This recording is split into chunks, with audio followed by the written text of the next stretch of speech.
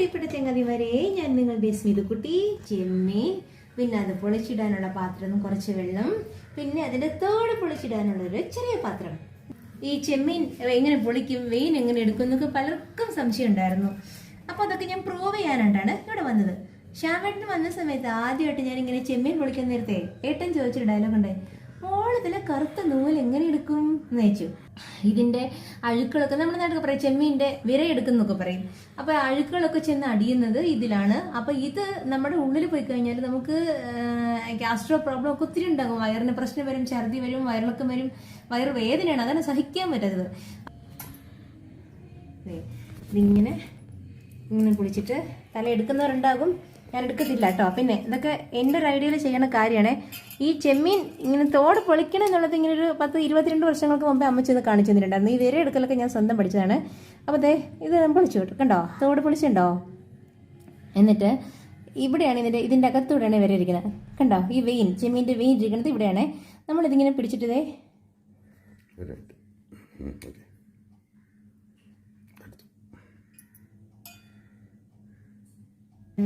ഒരിക്കലും ഞാനിങ്ങനെ പറഞ്ഞു, എൻ്റെ വീട്ടിൽ പണ്ട് അമ്മച്ചി ചെമ്മീൻ പൊളിക്കുമ്പോൾ അമ്മച്ചി ഇങ്ങനെ ഇങ്ങനെ പല പ്രാവശ്യം വെക്കും. എന്താ, ചെമ്മീൻ്റെ കൊമ്പ് കൊള്ളുന്നതുകൊണ്ടാണ് അങ്ങനെ വെക്കുന്നത്.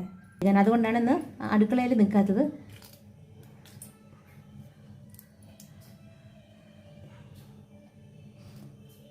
ഇനി ഇത്രയും നമുക്ക് ഇപ്പം നിങ്ങൾ ഇത്രയും കണ്ടാൽ മതി. ഇപ്പോൾ ഒരു 8 ആയിട്ടുണ്ടെന്ന് തോന്നുന്നു. അപ്പം 44 ചെമ്മീൻ ഞാൻ എണ്ണ എടുത്തതല്ല കേട്ടോ, ഫ്രീസറിൽ നിന്ന് എടുത്ത് കുറച്ച് ഇങ്ങോട്ട് വാരിയിട്ടതാണ്.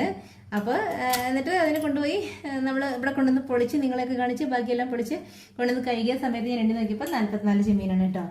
ഒരെണ്ണം ചെമ്മീൻ, ഒരു ചെമ്മീൻ. ഞാനീ പറഞ്ഞ കാര്യങ്ങൾ മനസ്സിലായിട്ടുണ്ടോ?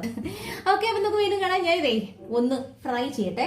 ഫ്രൈ ചെയ്ത് കഴിയുന്ന സമയത്ത് ഏറ്റവും ഇവിടെ ഉണ്ടെങ്കിൽ ഞാൻ അതിന്റെ വീഡിയോ എടുക്കാം. അതായത് ഫ്രൈ ചെയ്ത് വെച്ചിട്ടുള്ളതിന്റെ വീഡിയോ എടുക്കാം. ഇഞ്ചിയും വെളുത്തുള്ളി ചതച്ചതും, പച്ചമുളക്, ചുവന്നുള്ളി, ഒരു പിടി ചുവന്നുള്ളി, 2 പച്ചമുളക്, അതിനും കൂടെ ഇതിൽ തന്നെ ഇടും.